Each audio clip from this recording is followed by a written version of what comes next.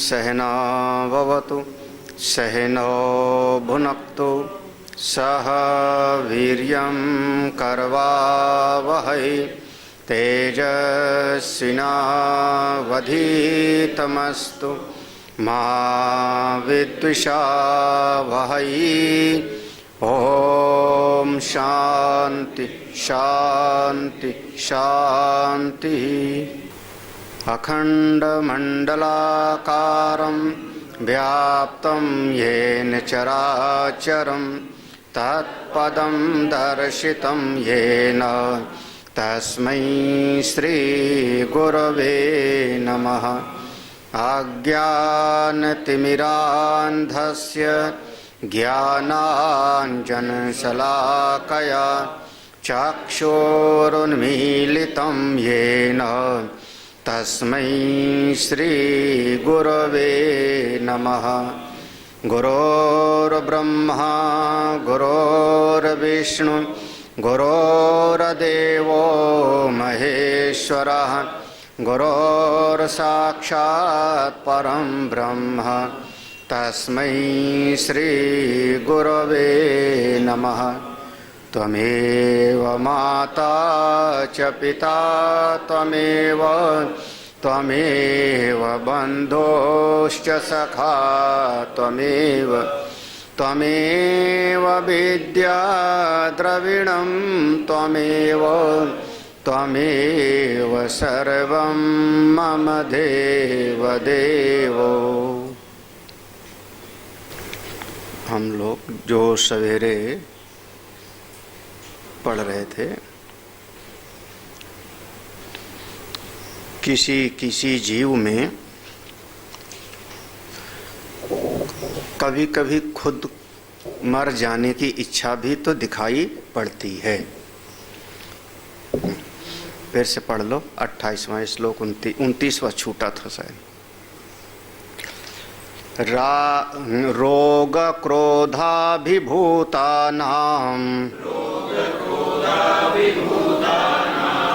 मुमूर्षा वीक्ष्यते क्वचित् ततो द्वेषाद् भवेत्याज्य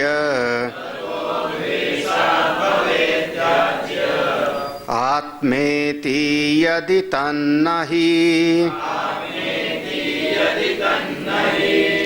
त्यक्तुं योग्यस्य देहस्य नात्मता त्यक्तुरेव सा न त्यक्तर्यस्ति सद्वेषः त्याज्ये द्वेषे तु का क्षतिः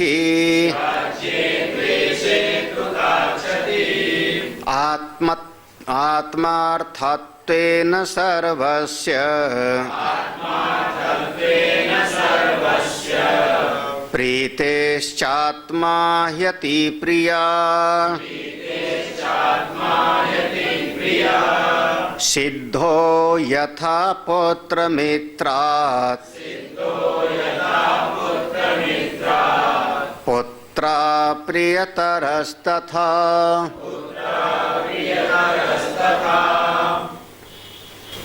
सबसे ज़्यादा हम अपने आत्मा से ही प्रेम करते हैं।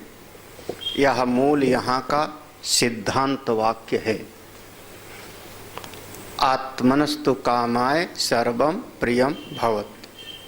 हमारे अपनी आत्मा को जो चीज़ अच्छी लगती है वो हमको प्रिय होती है, जिससे हमको लगता है कि मैं सुखी हूँ, उसी से हमारा प्रेम होता है, अन्य से नहीं।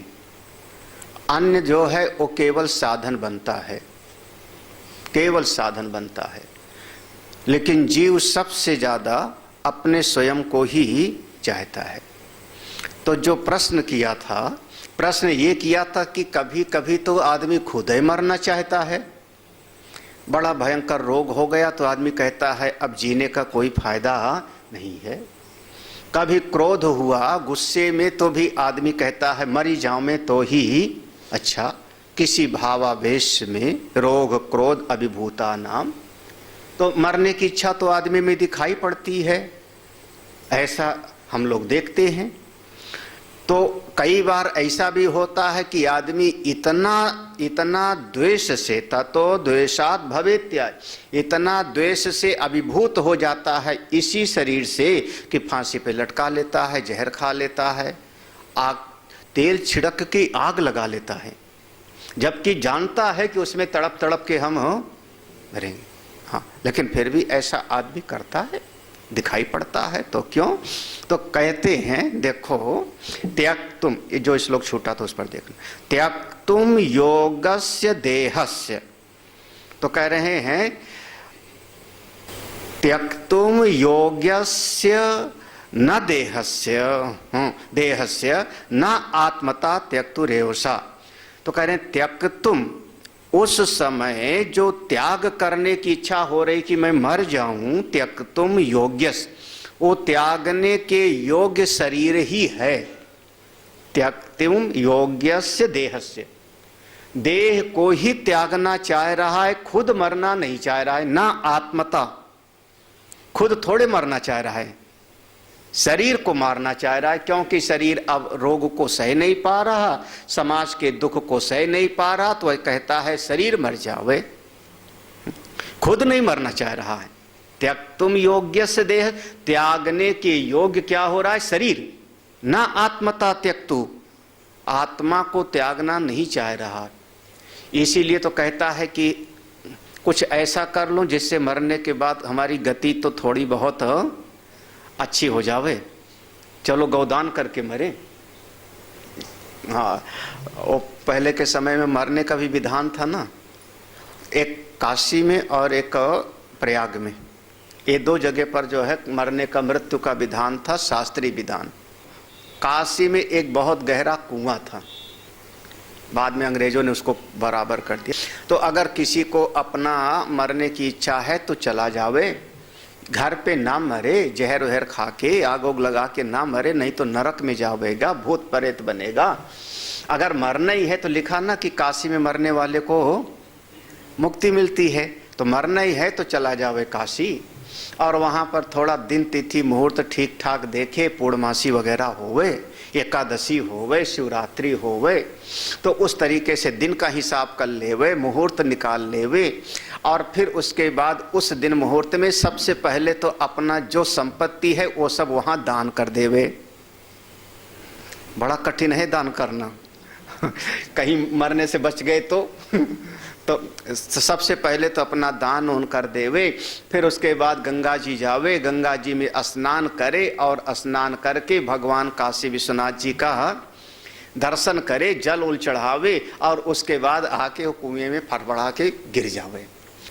हाँ, बाद में अंग्रेजों ने उसको भरवा दिया था, पूरा बराबर करा दिया था। उस समय होता था, काशी में ऐसा होता था। और प्रयाग में था कि जब कोई बहुत ज़्यादा मरने की इच्छा होवे कि मैं मर ही जाऊं। अच्छा, ये सब क्यों विधान बताया? क्योंकि हमारा परलोक सुधर जावे। तो ये शरीर को मारना चाहता है, लेकिन आत्मा थोड़े। वो कहता है काशी में मरेंगे तो हम कहीं दिव्य लोक में जाएंगे, या तो हमको मोक्ष मिल जाएगा, काशी मरणात् मुक्ति। प्रयाग में ऐसा था कि वही फिर दिन तिथि मुहूर्त सब देखे, मुहूर्त देख के प्रयाग जावे, वहाँ पर जाके सब दान पुण्य करे, हवन करे, त्रिवेणी में स्नान करे, संगम में स्नान करके, और जब मरने का पक्का होवे तो एक वृक्ष था अक्षय वट, जिसकी डालियां बहुत सारी फैली थी चारों तरफ, उसमें एक रस्सी लगावे और एक खास विशेष प्रकार का मंत्र पढ़ते हुए फांसी का फंदा बना के और झूल जावे। तो जब अगर कोई मर नहीं चाहता है तो वो मरने के लायक केवल शरीर है, क्योंकि शरीर का जन्म हुआ था, तो जिसका जन्म है उसकी मृत्यु होगी। ना आत्मा त्यक्तो हो, आत्मा को आप त्याग नहीं सकते हो, आत्मा को मार नहीं, क्योंकि आत्मा का जन्म ही नहीं हुआ। न जायते म्रियते वा कदाचित, जिसका जन्म नहीं हुआ तो उसको मारोगे कैसे? तो आत्मा की बात है। जो कहता है मैं मर जाऊंगा, तो उसका मैं का मतलब शरीर ही होता है, आत्मा नहीं, आत्मा नहीं। ना त्यक्तः यस्ति सा द्वेषः। यह जो देखो, जो जलन की बात है, जो क्रोध की बात है, जो मन में आ रहा है कि मरी जाऊं, वो जो द्वेष जलन आ रहा है, वो जो त्यागने वाला है उसके प्रति थोड़े है। जो कह रहा है कि इस शरीर को मार डालूं, तो शरीर के प्रति हो रहा है, क्योंकि शरीर अब कष्ट से नहीं सह पा रहा है। लेकिन जो चाह रहा है उसके प्रति द्वेष थोड़े है। कौन चाह रहा है? मैं। जो मैं हूं उसके प्रति कोई द्वेष नहीं है, कोई जलन नहीं, कोई कष्ट नहीं है। उससे तो उसका प्रियता पुराना जैसे था वैसे बना है। वही चीज, आत्मा से हमारा प्रेम नित्य है, भोक्ता भोग्य दोनों का अधिष्ठान है, उसका प्रेम निरतिशय है, वहां पर कोई व्यभिचार नहीं होता, वो ज्यों का त्यों है। न त्यक्तः यस्ति सा द्वेषः, वह जो भीतर त्याग करने वाला है, जो कह रहा है मैं इस शरीर को मार दूंगा, तो उस मैं के प्रति द्वेष नहीं है, मैं पर क्रोध नहीं है। क्रोध इस शरीर पर है, क्रोध बाहर की घटना पर है, लोगों पर है। ये अपनी आत्मा से, और शरीर तो वो है कि जो जन्मा है सो मरी जाएगा। तो शरीर से अगर थोड़ा राग द्वेष होता भी है, मार भी डालता है, तो इसमें कोई क्षति होने वाली नहीं। त्याज्ये द्वेषे तु का क्षति। अगर शरीर मरी गया तो कौन सा नुकसान हो गया?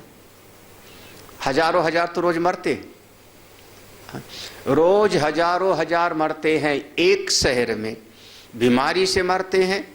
वो जो यहाँ अस्पताल हैं, मेडिकल कॉलेज और पीजीआई, लोहिया के भी सामने कुछ स्पेशल बसें खड़ी रहती हैं। उसके ऊपर लिखा होता है स्वर्ग विमान। स्वर्ग विमान माने क्या हो गया? ऐसे जो है शमशान घाट का नाम लिखा मोक्ष धाम, बहुत बढ़िया बनाया था वहाँ पर। कहाँ एक जगह पर हमने देखा, करनाल वगैरह में नाम लिखा था मोक्ष धाम। तो अब वो इतने सारे लोग, अगर वहाँ 25 बसें खड़ी हैं, इसका मतलब सबको जो है ग्राहक तो मिलते होंगे ना, कि नहीं? तभी तो खड़े हैं। हाँ, तो इतने वहाँ से मर के निकल रहे हैं, इतने वहाँ से मर के निकल रहे हैं, कितने घर में चले जा रहे हैं। तो अगर एक दो शरीर और भी मर गया तो उसमें का क्षति? हाँ, त्याज्ये द्वेषे तु का क्षति। हाँ, ये शरीर मर गया तो उसमें कौन सा नुकसान है? और आत्मा कभी मरती उड़ती है नहीं, आत्मा से प्रेम नित्य है। इसी बात को समापन किया था। आत्मर्थत्वेन सर्वस्य प्रीतिः च आत्मा ही अत्प्रिया। आत्मा के लिए जितनी चीजें हैं, जितनी वस्तुएं हमको सुख देती हैं, उनसे हमारा प्रीति है। लेकिन जो आत्मा है वो हमारा अति प्रिय है। आत्मा हमारा अति प्रिय है, और आत्मा के लिए जो सुख देने वाली हैं वो हमको प्रिय हैं। कैसे? दृष्टांत दे के बताओ। तो दृष्टांत दे दिया कि जैसे मेरा बेटा अपने दोस्त को लेके आया, मित्र को लेके आया, तो मेरे बेटे का जो मित्र है वो भी प्रिय है, लेकिन वो नंबर 2 का प्रिय है, और मेरा बेटा तो बिल्कुल सबसे ज्यादा प्रिय है, प्रियतर है। बिल्कुल उसी प्रकार से सारी वस्तुएं वो सब प्रिय है, और आत्मा प्रियतम है। यहाँ तक हम लोगों ने इतना सवेरे पढ़ लिया था, वो श्लोक छूट गया था। तो एक जो है, एक श्लोक इसी के साथ में और देखो। माना भुवमहं किंतु भूयासं सर्वदेत्यसौ आसी सर्वस्य दृष्टेति प्रत्यक्षा प्रीतिरात्मनि।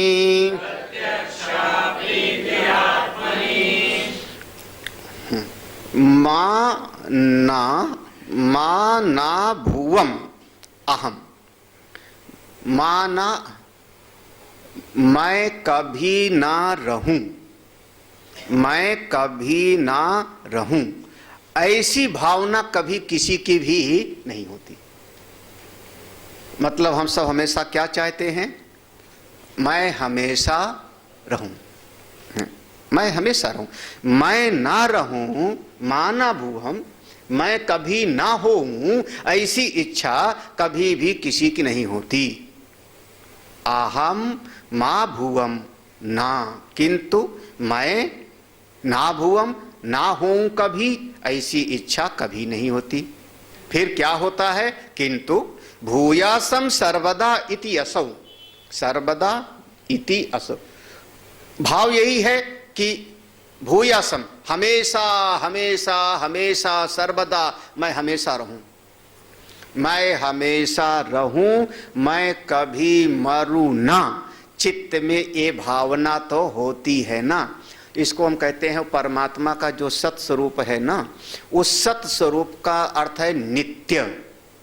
सत्य माने नित्य। उसके कारण भीतर चाह होती है कि मैं हमेशा रहूं और हम कभी मरे ना। ये सबका अनुभव होता है, ये सबका अनुभव है कि नहीं? ये सबका अनुभव है, मैं हमेशा रहूं, मैं कभी मरूं ना, ये सबका होता है। अच्छा, आसी सर्वस्य, आसी सर्वस्य, इसका मतलब हुआ सर्वस्य दृष्टा इति आसी। अगर सबके भीतर ऐसी ही भावना होती है, सर्वस्य दृष्टा इति, सबके भीतर ऐसा दिखाई पड़ता है, इसका मतलब आसी प्रीति आत्मनि, बिल्कुल अपनी आत्मा से सबसे ज्यादा प्रेम है। प्रत्यक्ष, ये तो प्रत्यक्ष अनुभव में आ रहा है ना, ये तो प्रत्यक्ष अनुभव में आ रहा है। हाँ, तो सर्वस्य दृष्टा इति, सब जगह ऐसा ही सर्वस्य दृष्टा, या कह लो सर्वस्य प्रत्यक्ष दृष्टा इति, सब जगह पर बिल्कुल प्रत्यक्ष अनुभव में आता है। इसलिए आत्मनि आसी प्रीति, अपनी आत्मा से ही सबसे ज्यादा प्रीति है, अपनी आत्मा से ही सबसे ज्यादा प्रेम है। सबसे ज्यादा प्रेम हम अपनी आत्मा से करते हैं, ये बात बिल्कुल अनुभव हो गया, यहाँ स्पष्ट हो गया जी, बिल्कुल सिद्ध हो गया। कैसे सिद्ध हो गया? तो कहते हैं देखो भाई, ये बात तो 3 तरीके से सिद्ध हो रही है। कैसे? देखो, इत्यादिभिस्त्रिभिर्प्रीतौ सिद्धायामेवमात्मनि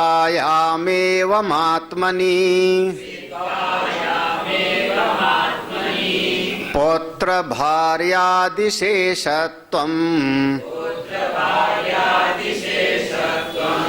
आत्मना कैश्चिदीरितम् इत्यादि, इत्यादि भी इस प्रकार से, जैसे पूरा का पूरा प्रसंग आया, लगभग कितना 10 श्लोकों का, 21वें से 30वें श्लोक तक, ये जितना पूरा का पूरा प्रसंग आया, और इसके पहले भी, तो यहाँ पर त्रिभी, इत्यादि भी त्रिभी, 3 तरीके से बात बिल्कुल सिद्ध हो गई।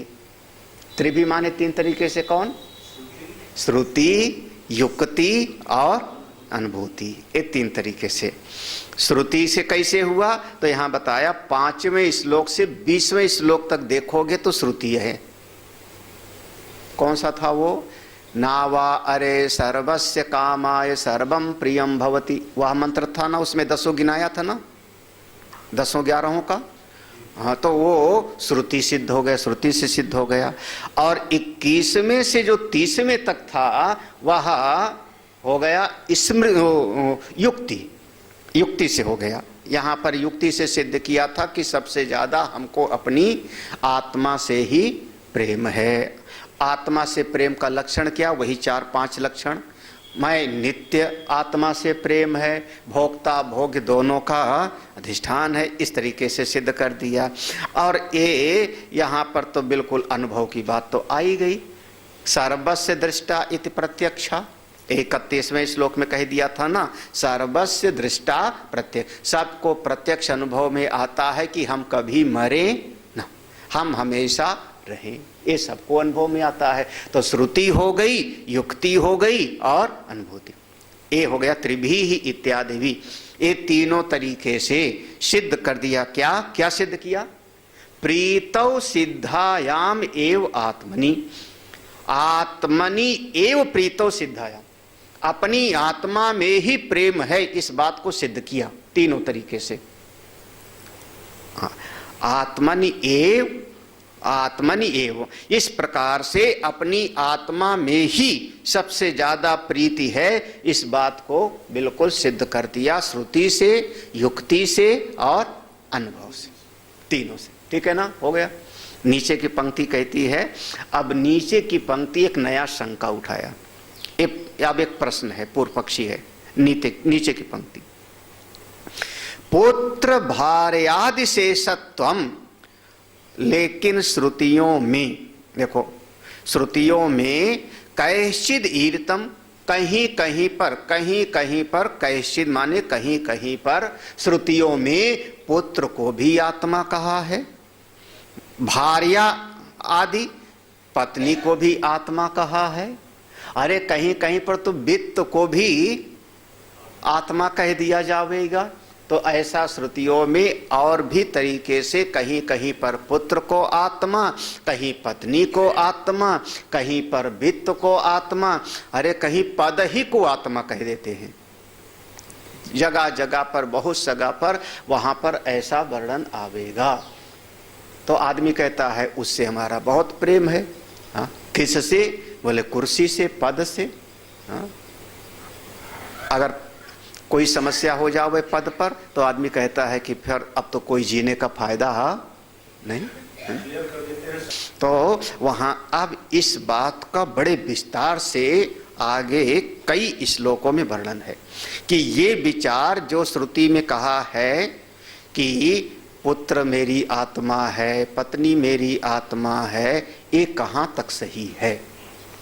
थोड़ा सा बढ़िया विचार है। और श्रुति का उद्धरण बहुत सारा है, बहुत सारा श्रुति का उद्धरण है। तो थोड़ा बुद्धि को जगा के तो समझेंगे तो भी समझेंगे। एतद् विवक्षया पुत्रे मुख्यात्मत्वं श्रुतिरितम् आत्मा वै पुत्र नामेति तच्चोपनिषदि स्फुटम् सोऽस्य अयमात्मा पुण्डेभ्यः कर्मेभ्यः प्रतिधीयते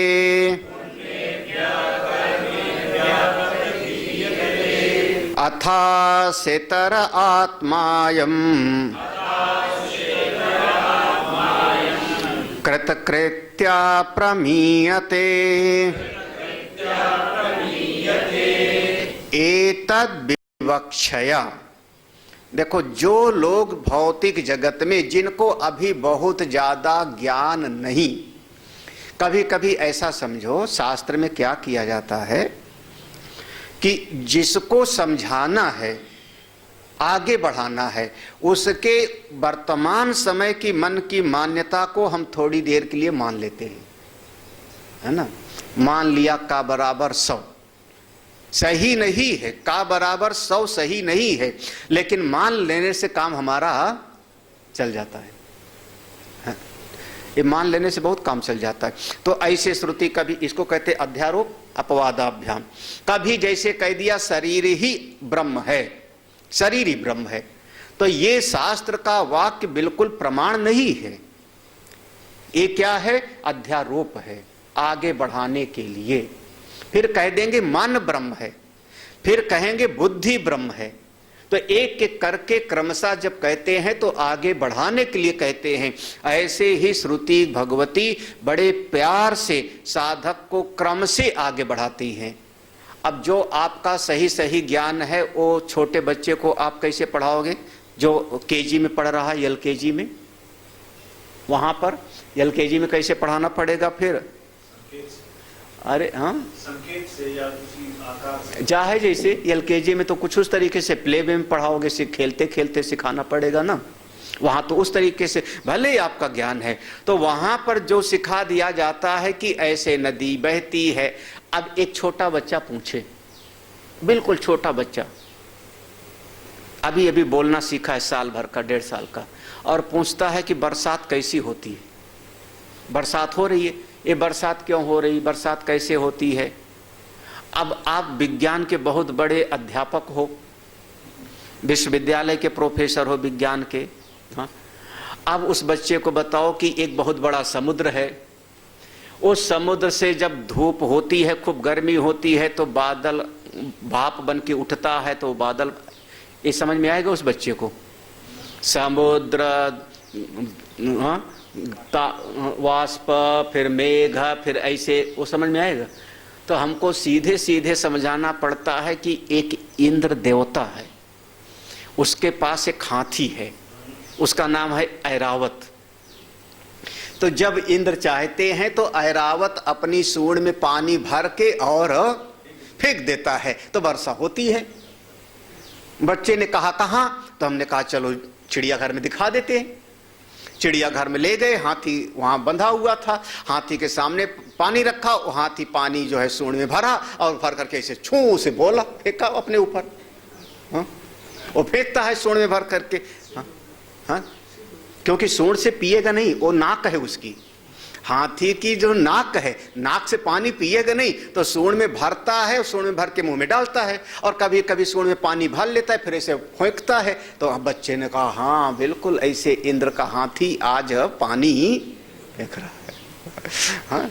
अब जिसने ये पढ़ाया समझाया वो भी जानता है कि ये सही नहीं है, बस जब बच्चे की बुद्धि जग जाएगी तो आगे का पाठ इसको हो पढ़ा।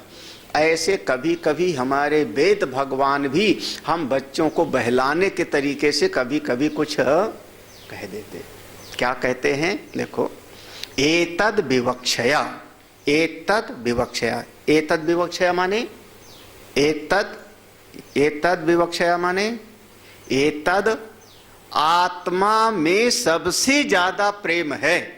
इस बात की विवक्षा रख के इस बात को समझाने के लिए शुरू कहां से करेंगे?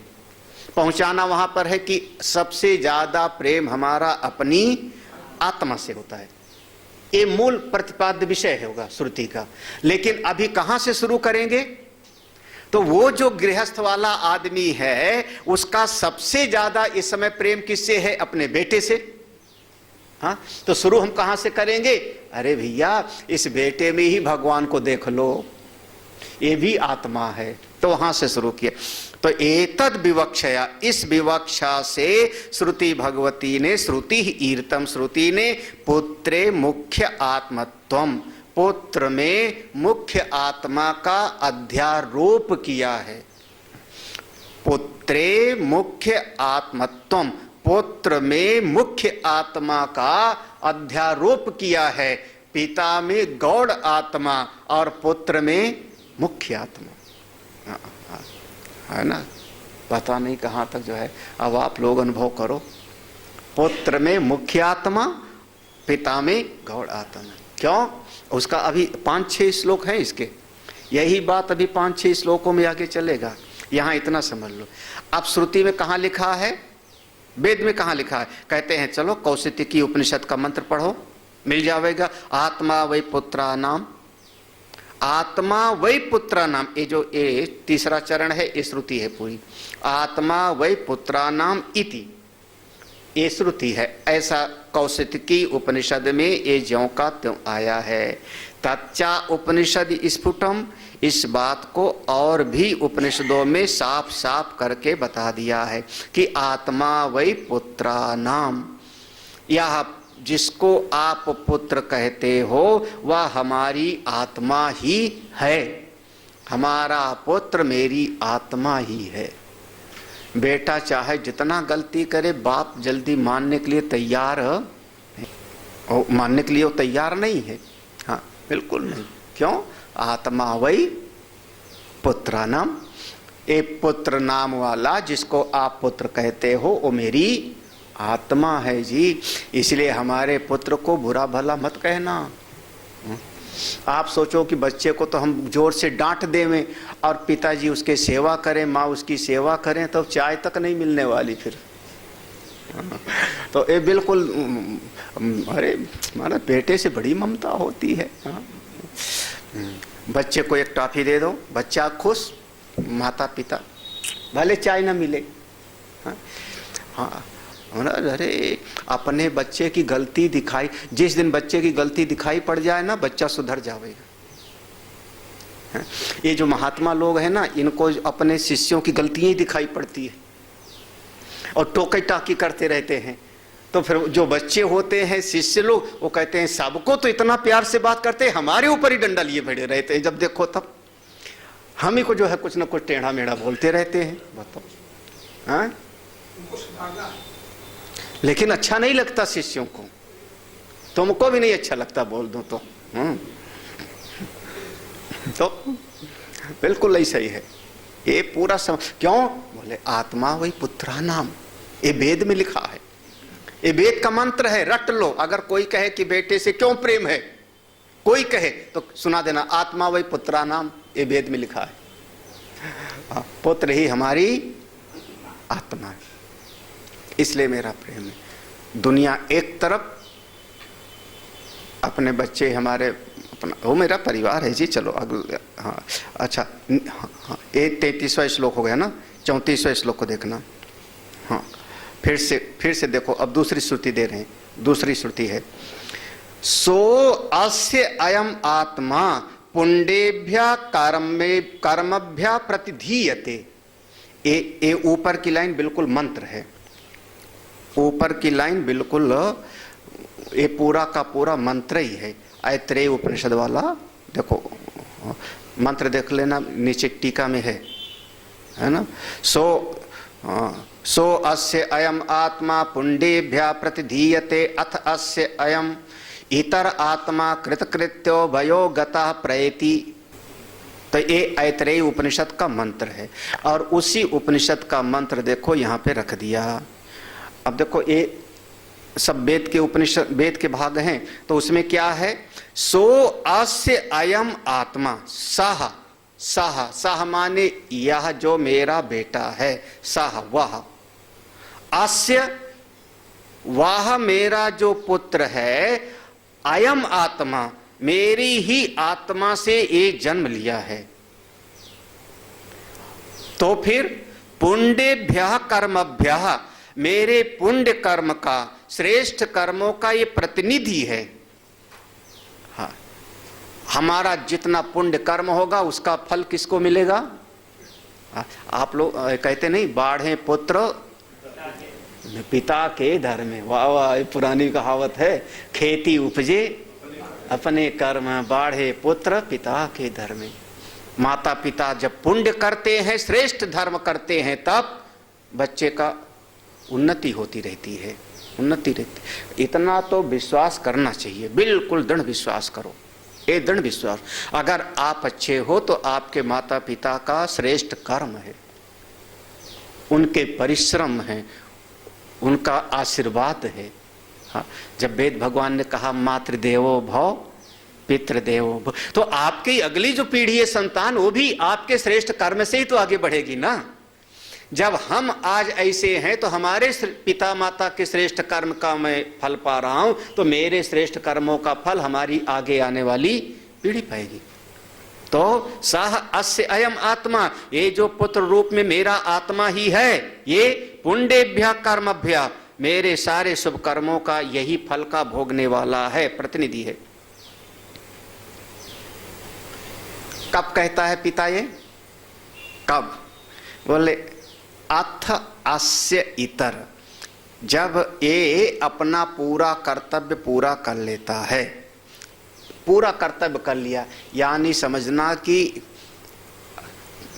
एक समय हुआ जब हमारे पिताजी का अंतिम समय हो गया, मरने वाले हैं। तो 4 लोग घेर के खड़े हैं। अब उसको होश इतना आया, तब 4 लोगों को देख करके किसी का हाथ पकड़ता है, कहता है देखो ये जो मेरा बेटा है ना, अब जो जो हमारा कर्जा था वो बेटा वहाँ वहाँ चुका देना तुम, नहीं तो हमारे को मुक्ति नहीं मिलेगी। और वो फलनवा को हमने 50,000 दिया था, उसको 2,000 दिया था, उसको जो है वो कागज वहाँ रखा है, वो एफडी वहाँ पे रखी है, लाकर की चाबी वहाँ पे रखी है। मतलब आप कमाई वाला भी उसी को बता दे रहे हो और जो देनदारी है वो भी बता दे रहे हो ना। तो वो बालक आपका जो कमाई है वो भी पाएगा और जो उस पर कर्जा है वो भी कौन पे पूरा करेगा? तो प्रतिनिधि कौन हो गया आपके कर्मों का? ऐसा कह करके अथ माने यहां पर अंतिम समय हुआ, अंतिम समय है। तो अथ अस्य इतर आत्मा, मुझसे अलग जो ये आत्मा है, ये कौन?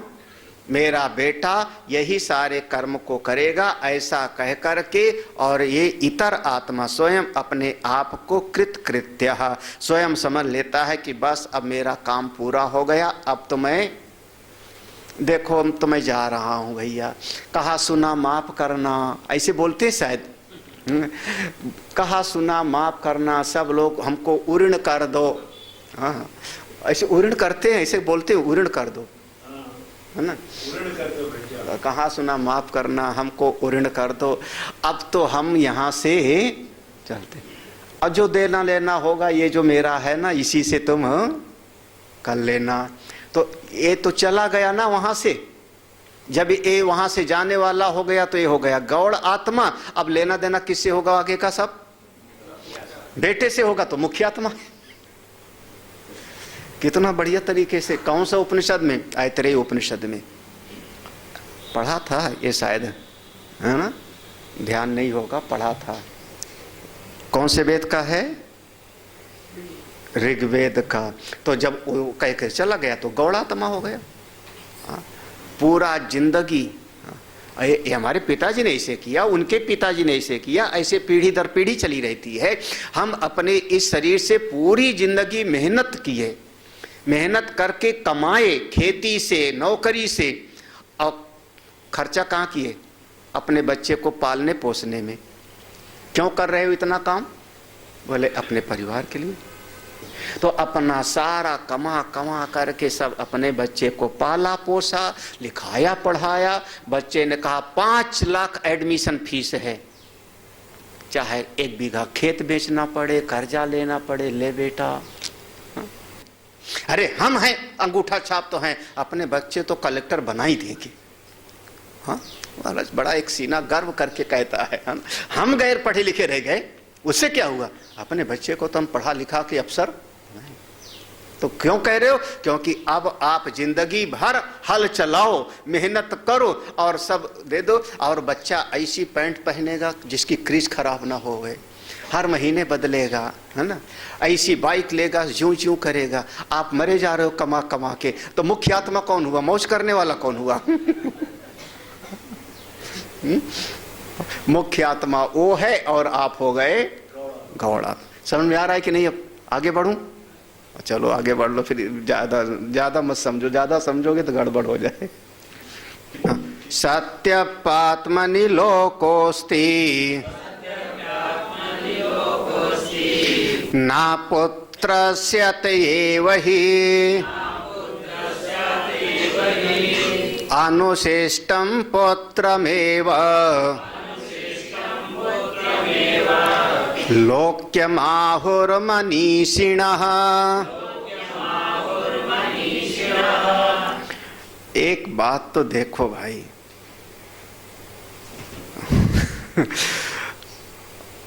अपुत्रस्य लोकः न अस्ति। देखो अन्वय करना, अपुत्रस्य लोकः न अस्ति, अतएव सत्यपि, जो जिसके पुत्र नहीं हैं। अब ये उपनिषद का वाक्य है और ये उपनिषद में भी ऐसा कहा है कि जिसके पुत्र नहीं है, ना अपुत्रस्य चा लोको अस्ति, जिसके पुत्र नहीं है उसको लोक की प्राप्ति, दिव्य लोकों की प्राप्ति नहीं होती।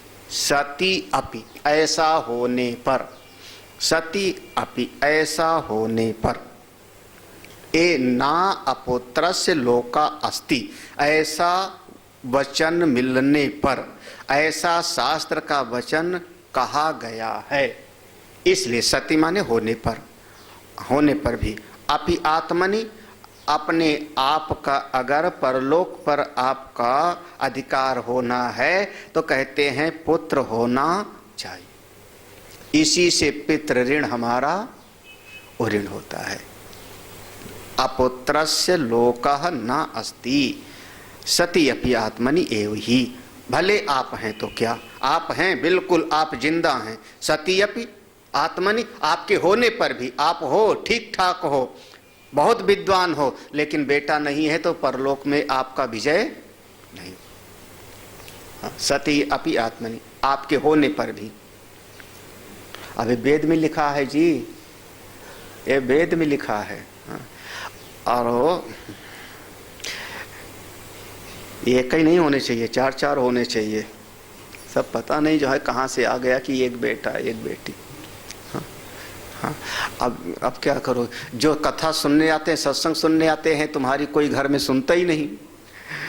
जिनके संतान होने वाला है वो सुनते ही नहीं। हाँ, लेकिन एक एक का को ऐसा नहीं वर्णन है कहीं पर, दो चार होने चाहिए बिल्कुल। क्यों? बोले जो अपुत्र है उसको सद्गति नहीं होती, सद्गति नहीं होती। जब अंतिम समय होता है, या ऐसा भी समझो, अनुशिष्टम पुत्रम एव, अनुशिष्टम ये भी वेद का मंत्र है, ये भी वेद का मंत्र है, बृहदारण्यक उपनिषद का। अनुशिष्टम, अनुशिष्टम माने शिक्षित करते हैं आप। पुत्रम एव, अपने पुत्र को जब आप पढ़ा लिखा के ठीक करते हो तब उसको बचपन से ही संस्कार देते हो ना। लोक्यम आहुर मनीषिणः, जब आप अपने पुत्र को सब लिखा पढ़ा के बढ़िया संस्कारित बना कर अच्छे संस्कार दे देते हो तो आप लोक्यम, इस लोक पर विजय पा लेते हो। इस लोक पर, कौन सा? ये जो मर्त्य लोक है, इस पर आपका जो सम्मान, आपकी प्रतिष्ठा आपके संतान से ही होती है।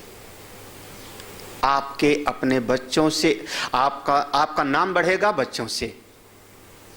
आपका जो है बुराई होगी तो भी आपके बच्चों से, यही तो है ना। तो आप करो क्या? बोले अपने बच्चे को शिक्षित करो, संस्कारित करो, बढ़िया संस्कार दो। केवल स्कूल की पढ़ाई नहीं, स्कूल की पढ़ाई से तो केवल जीविकोपार्जन की विद्या होगी, पैसा कमा लेगा, नौकरी कर लेगा, बढ़िया अफसर हो जाएगा, लेकिन संस्कार, उससे जीवन चलता है। तो अनुशिष्टम पुत्रमेव, संस्कारित पुत्र जिसको आपने अनुशासित, अनुशिष्टम माने अनुशासित करना। अब हम उसको शिक्षित करना कह रहे हैं, लेकिन जहां अपना ये वेद में आएगा, अनुशिष्टम माने अनुशासित करना, अनुशासन सिखाना, अनुशासित रखते हुए उसको शिक्षा दो। विद्यालय में भी तो अनुशासन है। यूनिफॉर्म पहन के आए कि नहीं आज? हाँ, ये जो अंग्रेजी वाले विद्यालय हैं उसमें बच्चा हिंदी बोले तो उसको जुर्माना होता है शायद, ऐसा है ना कुछ, है ना? है ना? क्यों होता है? क्यों होगा? हाँ, जूता अगर उसका साफ पॉलिश नहीं है तो ये अनुशासन हुआ ना, ये अनुशासन हुआ ना। टाइम से आओ, क्लास में टाइम से जाओ। तो विद्यालयों में भी अनुशासन है, हमको घर में भी अनुशासन चाहिए। अनुशासन के साथ जब अपने बच्चे को संस्कार दोगे, शिक्षा दोगे, तो इस लोक पर आपका नाम होगा। इस लोक में नाम होगा, यही समझना कि आपने लोक का विजय कर लिया। आज एक और पढ़ते हैं। ये मंत्र बहुत प्रसिद्ध है। ये मंत्र जो है बृहदारण्यक उपनिषद का बहुत प्रसिद्ध है, और ये उसी में आता है। और जो 3 ईषणा वाली, पुत्रेषणा, वित्तेषणा और लोक, उसी के प्रसंग में आएगा। मनुष्य लोको जय्यः स्यात् पुत्रेण येव तरेण नो मुमूर्षुर्मन्त्रयेत पुत्रं त्वं ब्रह्मेत्यादि मंत्रकैः। मनुष्य लोको जय्यः, इस मनुष्य लोक पर विजय हो सकती है। कैसे? पुत्रेण एव, पुत्र के द्वारा ही, इतरेण न, इसके अलावा और कोई रास्ता नहीं है। देखो वेद का मंत्र क्या है? अयम मनुष्य लोका पुत्रेण एव जय्यो नान्येन कर्मणा, ये वेद का मंत्र है। अयम मनुष्य लोका, ये मनुष्य लोक पर जो आपका नाम है, विजय है, आप यहाँ पर जो एक सुव्यवस्थित जीवन जियोगे, जो आपके मन को शांति देगा, वो कैसे? बोले पुत्रेण एव, पुत्र के द्वारा ही, इतरेण न, इसके अलावा और उपाय नहीं है। अब किसी के पास जो है बहुत धन संपत्ति हो और घर में कोई खाने वाला ना हो तो जमींदार है, राजा है, ऐसा माना गया राजा लोग एक एक बच्चे को तरसा करते थे। हाँ, अकबर के कोई संतान नहीं थी, तो वहां से चल करके वो पैदल, वो अपना बंजर जमीन में नंगे पांव चलता हुआ आया है वहां पर फतेहपुर सीकरी। हाँ, फतेहपुर सीकरी गया था।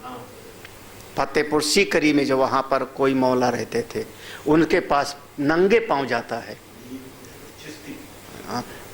हाँ, तो वहाँ जाता है। उन्होंने उसको जो है आशीर्वाद दिया, तो फिर उसको जो है सलीम बेटा पैदा हुआ, बाद में जो जहांगीर के नाम से राजगद्दी को संभालता है। हाँ, तो पैदल क्यों गया? इतना बड़ा साम्राज्य तो है उसके पास में, हिंदुस्तान का शासक माना जाता है अकबर। फिर बोले एक संतान नहीं, नंगे पांव गया है, नंगे पांव गया। तो फिर अपने आप को बहुत सारा है, तो यह लोक, ये जो लोक है उस पर आपका विजय कैसे होगा? बोले पुत्रेण एव, यहाँ पर संधि विच्छेद कर लेना। मनुष्य लोको जय्यः स्यात् पुत्रेण एव इतरेण न, केवल पुत्र के द्वारा ही। हाँ, बेटा भी कैसा होवे? अनुशिष्ट, पहले कहा था, संस्कारित होवे, सुल्ताना डाकू न बन जाओ भाई। हाँ, नहीं तो फिर दो ही है ना, कुख्यात और विख्यात, तो फिर कुख्यात हो जाओगे, लोग आपके कुख्यात बेटे के नाम से बुलावेंगे। हाँ, ये उन डाकू का बाप है भैया, ये माफिया का घर वाला पिताजी है, बच के रहो इससे। हाँ, कुख्यात अनुशिष्टा, आप संस्कार अच्छा दो, उसी से जो है आपको। तो अब उसमें ऐसा वेद में वर्णन आया है, जो ऐसा आया है। तो वहां पर क्या आया है कि जब वह पिता समझता है कि मुमूर्षु माने अब मरने का समय आ गया, मरने का समय आ गया, तब वह जो पिता होता है ना, वो मंत्रयेत पुत्रम, अपने पुत्र को चुपके से मंत्र बता देता है। जो ज्ञानी पिता था, ज्ञानी था, शास्त्रों का ज्ञाता था, विद्वान था, उसने जीवन भर अपने बच्चे को संस्कारित किया, शिक्षा दिया। मरते समय जब उसको लगा मैं मरने वाला हूँ, तो अपने बेटे को एक मंत्र बता देता है।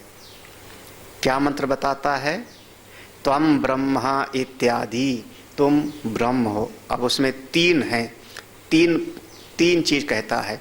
उसको कहते हैं यदा प्रैष्यन् मन्यते अथ पुत्रम आह त्वम ब्रह्म त्वम यज्ञस्त्वम लोक इति। यदा, जब प्रैष्यम, चलने का समय हुआ उसका, मन्यते, उसको समझ में आया कि मैं जाने वाला हूँ, तब अथ पुत्रम आ, अपने बेटे को कहता है त्वम ब्रह्म, हे पुत्र तुम ही ब्रह्म हो, त्वम यज्ञ, तुम ही यज्ञ स्वरूप हो, त्वम लोका, तुम ही लोक हो, हमारा सब कुछ अब तुम ही हो। और ऐसा कह करके वो पिता शरीर को छोड़ देता है। इसलिए भैया बिल्कुल साफ साफ हम कह रहे हैं कि पुत्र मुख्य आत्मा है और पिता गौड़ आत्मा।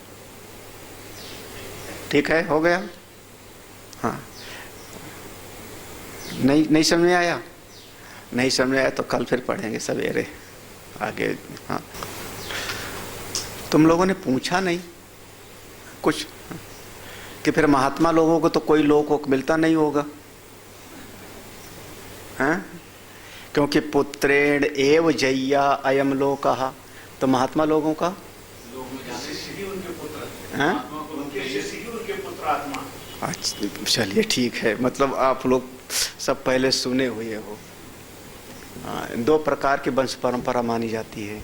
वंश परंपरा दो प्रकार से, वीर वंश परंपरा, नाद वंश परंपरा। एक वीर वंश परंपरा और नाद वंश शब्दों के द्वारा।